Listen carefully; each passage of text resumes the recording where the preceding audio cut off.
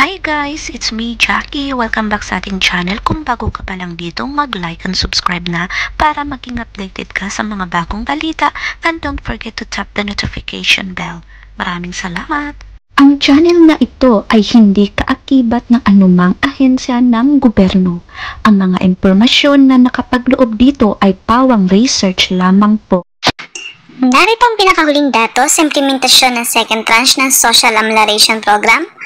Batay sa datos kahapon, umabot na sa higit na 81.4 bilyon ang napamahagi ng DSWD sa higit na 13.59 milyon na pamilyang benepisyaryo ng SAP.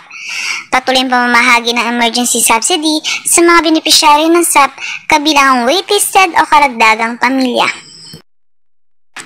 Hindi makakalimutan ni Mang Raimundo mula sa Ormoc City, Leyte nang matanggap niya ang kanyang ayuda sa ilalim ng Social Amelioration Program bilang isang waitlisted na pamilyang benepisyaryo.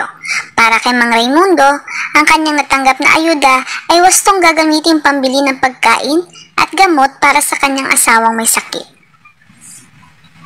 Mang Raimundo, kasama ninyo kami sa pagbangon ng pamilyang Pilipino.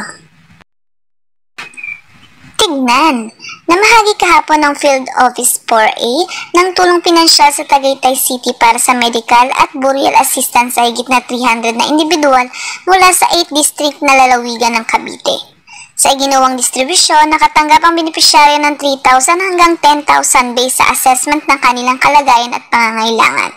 Patuloy na pinapatupad ng ahensya ang programang Assistant to Individual in Crisis Situation sa panahong pandemya. Namahagi ang DSWD Field Office 11 ng 150 food packs sa apektadong pamilya at tulong pinansyal na 5,000 sa bawat 111 na pamilyang nadamay sa sunog.